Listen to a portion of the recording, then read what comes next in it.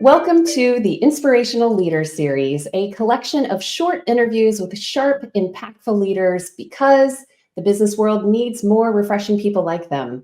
And my name is Teresa Brazen. I am a leadership and executive coach for design leaders and teams. And I am excited to have a conversation with Cordelia Yu. She is the acting director of experience and systems design in the Office of Regulatory and Oversight Systems at GSA. And GSA, if you don't know it, is the General Services Administration. It's an independent agency of the US government. And it was established in 1949 to help manage and support basic functioning of federal agencies. And Cordelia has also worked in other organizations, but one that stood out to me was 18F, which is also a government organization that partners with agencies to improve the user experience of the government. Now, I met Cordelia through a mutual friend, someone who actually worked with her before, and she described Cordelia as definitely not coming from your typical corporate ladder climbing perspective, but someone who definitely gets stuff done effectively in giant organizations. And I knew I had to talk to her. So I'm excited to connect with you today, Cordelia, and explore what you have learned about leadership. Thank you for making time. Lovely to talk to you. Awesome. Well, the first thing I want to dig into is something that is very near and dear to my heart, which is the idea of purpose and how people use purpose in leadership. And specifically for you, I'm curious about what have you learned about the importance of purpose for teams, and what have you learned about keeping them connected to purpose? I think purpose makes two particular things a lot easier. I think first, it makes it a lot easier to find alignment when there's disagreement or when there's a lot of complexity. Because having a pole star of some sort helps the team set a baseline direction of that way, not that way, right? And then the second is it helps people through difficult circumstances. I think it's really important for those of us, especially those of us who are working in deeply mission driven or social impact work. But the sort of scary side of this is it's abused so often, right? Especially in tech, where purpose can often be a way to demand people to work way more than they should. It's a way to go, yeah, you should work that hard because you should work disgusting hours and give up your personal life because this matters.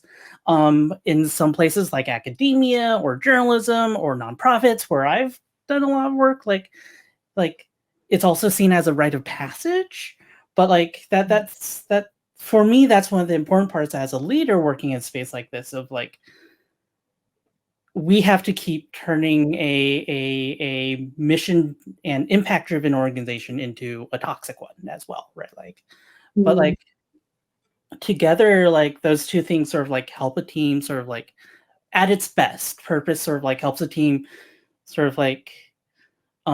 dream big while staying really pragmatic and tie the immediate work, even if it's boring, even if it's tedious, to things that are happening this sprint, things are happening this quarter, to a long-term 3, 5, in some cases, I'm thinking a 30-year vision of yes, what I'm doing right now matters, and I might not be there in 30 years, but I'm going to set up the next person or the next team, and that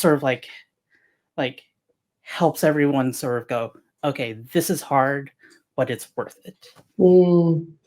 Yeah, I mean, there's a couple of really interesting things in there. One is that purpose can be abused. I mean, that's not a conversation I hear a lot, but you're totally right. And I think the way you're describing it is, I mean, there's probably lots of ways to abuse purpose as a tool, but one of the ways you're talking about is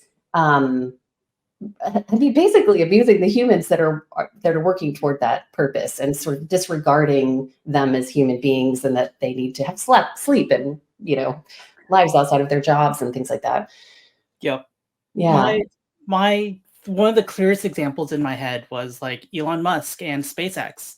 One of the first launches, he berated an engineer for like taking time off for the birth of his child rather Wow. than like being there, right? Yeah. And you're like, the fuck? Sorry, I curse like a sailor. Right. I'm so sorry. Oh, So yeah. yeah, like Yeah. purpose is amazing, and also like it's a double-edged sword because especially people who run towards the fire, it is very easy for us to not take care of ourselves. Yeah. Well, and that ties into the other piece that was interesting, which is that purpose helps. I mean, I like to think of it as like purpose is what helps the drudgery of everyday work. I mean, because all work is not exciting all the time, right? Yeah. And big missions often have a lot of like not so fun stuff that has to get done in order to make them happen. And what you're talking about is purpose providing like fuel and motivation through those times. Um, I Yep. certainly experienced that in the pandemic, early pandemic with my team. I was running a learning and development line of business, and all of our classes were in person. And suddenly, it wasn't safe, and I had to figure out who's are we teaching in person? Can I put my people on a plane? Like, it was Yeah. crazy. But what I we were a very mission-driven group, and they worked their butts off to try to pivot our business, and at a very scary time. Um, so I feel like I had a personal experience of seeing the power of purpose, especially in really, really hard times. Yep. Yep. Yeah. Well, okay, so speaking of hard times, I got another question for you. So, tell me about a hard but important lesson in your leadership journey, something that shaped how you think about leadership and approach it. I think I there's so many. The thing that I've been thinking about the most like recently is how my past traumas, be they work traumas, childhood traumas, like I have CPTSD, like growing up, how my traumas show up in my decision making. Mhm, Um, because sometimes it helps, right? Like it gives me empathy for the people on my team. It gives me empathy for the people I'm working with. But on the other side, like I'm now noticed that like I will have an immediate response that like may sort of like make today like a little smoother, but in the long term, like it might not, right? Like the thing that like I'm realizing that like I have to do sort of like we call it the shadow work, right? Like of the internal healing so I can sort of like show up well and sort of like especially make hard decisions or like have like I tend to be conflict avoidant. mhm, Being a leader doesn't allow you to avoid all the conflict. In fact, like being a good leader means that you kind of have to lean into it sometimes. mhm, Um, because like no matter how driven you are, no matter how aligned your goals are, no matter how clear your purpose is, like there's a whole host of factors like power dynamics, other people's traumas, limited resources, internal politics, like competing interests that sort of like mean that like sometimes you just can't come together, right? Like and move towards something productive. And like when I have to deal with those, I notice anxiety in the pit of my stomach. I notice my heart racing. I mhm, notice those things and I notice myself wanting to. And I think like earlier in my career, I just like I go, nope, not gonna deal with this, or I'd acquiesce, even though I know it's not the right decision or whatever. mhm, Um, and so like learning that and sort of like learning, no, I actually like I have to go work with my therapist. I have to go find people who can coach me through this. Um like because sometimes there isn't a good solution, but like just doing what a leader says or doing what someone else says also isn't the right decision, right? Like sometimes the most you have to do as a leader, or the most you can do as a leader, is harm reduction, and like help your team sort of like deal with that. And I can't do that when I'm not taking care of myself. And like I mean that in the like cooking dinner for myself, making sure my apartment is clean, but also like doing the inner work of like, am I actually like responding from trauma, or am I responding from like my higher self, my more sort of like mature self? Mm. That was a really hard lesson, I think. So bottom line it for me, like describe that lesson in a sentence or two. If I'm not aware of how I'm responding, as in like my body going like, you got to run now. If I'm not aware of that, I'm not going to be the leader that my team needs me to be. I'm not going to be able to make the hard, difficult like decisions, or I'm not going to be able to support people through conflict, right? Like, because I'm just going to keep trying to avoid it. I'm going to like say different things to different people to like make them feel better, but not necessarily solve a problem. Yeah, so I think what you're pointing at, I love that you brought this topic up, is just your inner work as a leader is incredibly important to your outer work as a leader. Like the two go hand in hand. And it sounds like you've become more aware of your own reactions and responses and how past experiences just what naturally create certain inner dialogues or feelings. And you're more aware of that, and you're working with that to get yourself in whatever space you need to be to show up Yep. in a better way for folks. I mean, one thing I appreciate you sharing that, and I love it because I am really happy to see so much conversation about therapy and coaching in the world these days, like so much more than even 5 years ago. Um, and it just makes the space for, I actually had a conversation with someone, a group of leaders recently, and they were talking about, one of them said, it's important as a leader to talk about, oh, I have to go, I'm going to be at my therapy appointment later today. For two reasons. One, normalizes it. Yep. Two, they're saying, I'm taking time out of my workday to go take care of myself. And that signals to you that it's okay for you to do that too. Yep. As opposed to everybody just sort of trying to keep everything to themselves and just not making space to take care of themselves. Yep. Yeah. I intentionally have my therapy on my work calendar entirely visible to everyone for that reason of like going, hey, this is why this is here. You can't see it. We can talk about it. We don't need to, but like that means you can do it too. Yeah. That was a very intentional decision. That's amazing. Wow. I have another question, which is a little bit of a segue, but sort of relates. Another thing in the leadership world is influence, right? Like that's a big part of being a leader, is being able to influence people.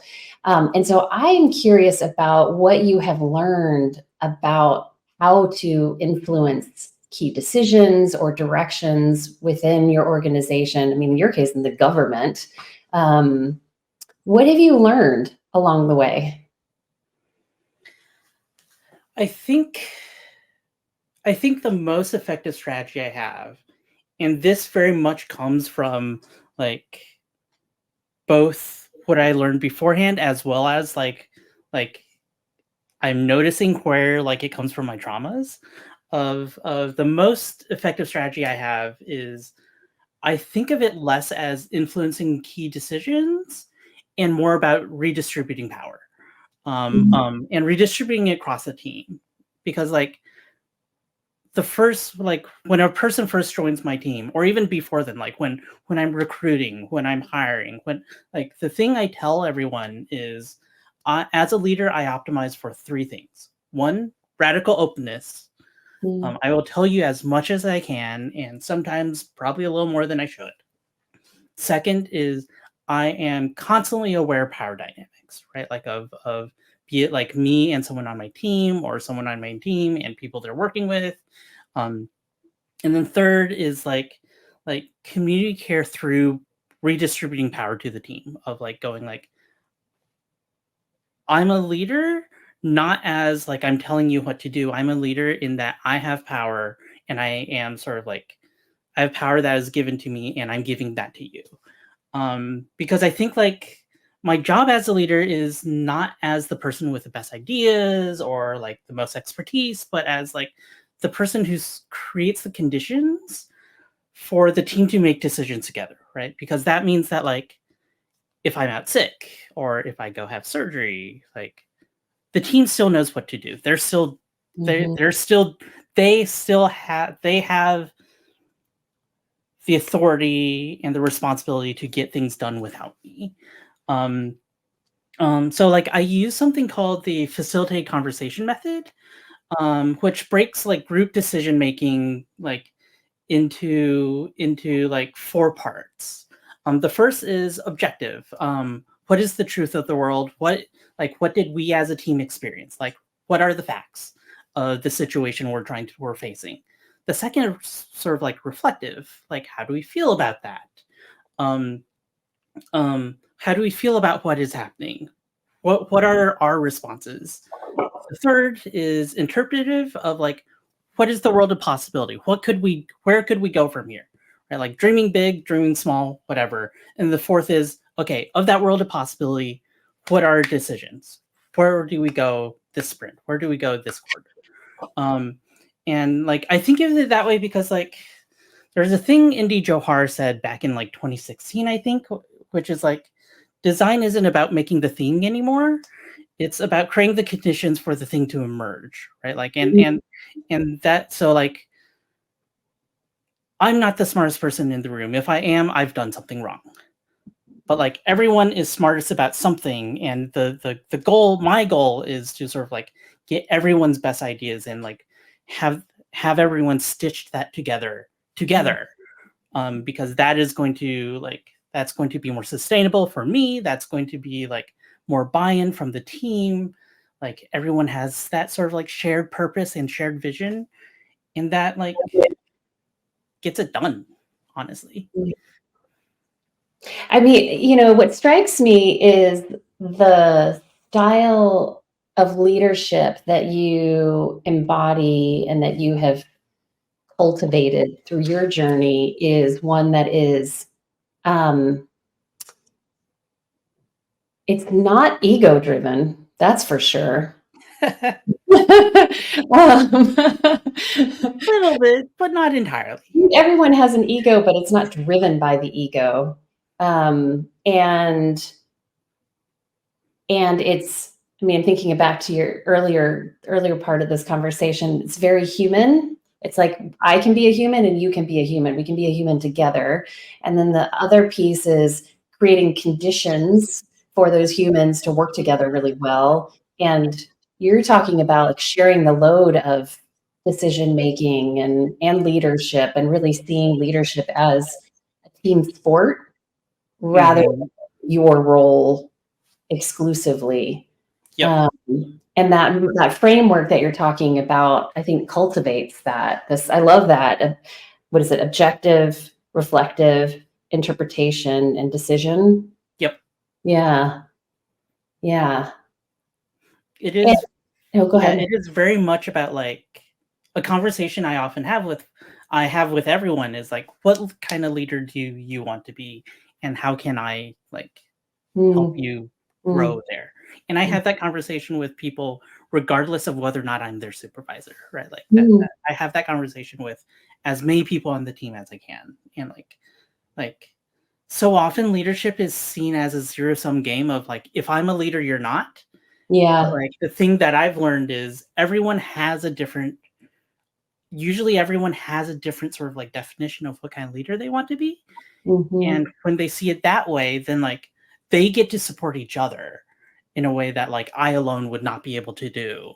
And then like everyone's lifting each other up, and like people can dream so much bigger that way, and they Yeah. can find support that way of like, yeah. Well, you're creating a space where people's full talents can be expressed, and I mean, there's a couple of things that are interesting to me. One is you're not the scarcity model of leadership. You're the abundance model of leadership. There's enough leadership to go around. Leadership is agnostic of title. Everyone should be practicing leadership in some way, which I totally believe in, and is definitely part of my coaching philosophy. And the last thing is you're describing, I have this leadership model that has like 5 components to it. And one of them is unleash. And it's all about, if you really want to be an effective leader, you have to unleash the leadership and all the people around you, because you are the sum of the parts. Like you can't do it on your own. And you get way further when everybody's operating with a leadership mindset. And I love that you're making you're very intentional about what leadership skills and style, et cetera, do you want to lean into, and just sort of, regardless, I imagine, of whether someone has direct reports or not, like you're opening up who gets to walk through the gate, basically. Yes, 100%. Yeah, beautiful. Oh, well, okay, I have one last question for you, and then we're going to wrap. What's one thing you really hope people walk away with when they have worked with you? What do you hope is the thing that will stick?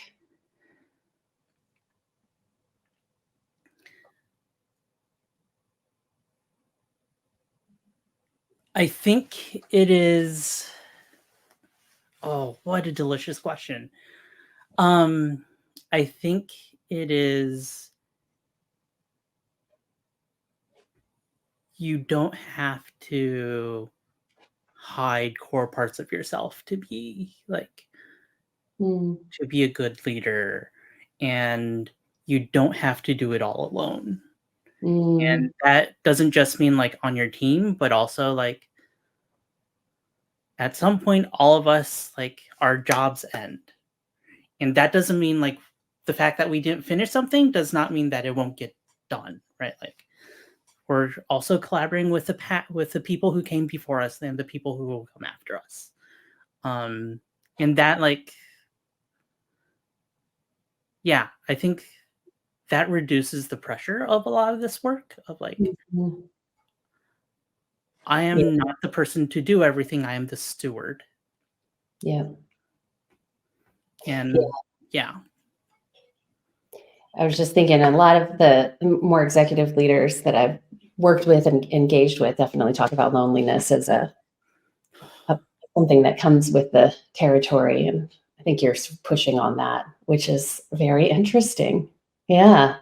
Oh, Cordelia, thank you so much for making time to share. It's just really refreshing to hear how you're thinking about and approaching leadership. And I am very grateful for your openness and your stories. So thank you.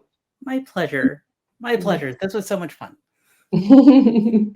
Well, and for the rest of you who are listening in, if you are interested in hearing more interviews with really interesting people like Cordelia, you can find more on my website, which is teresabrazen.com. Thank you so much. Thank you.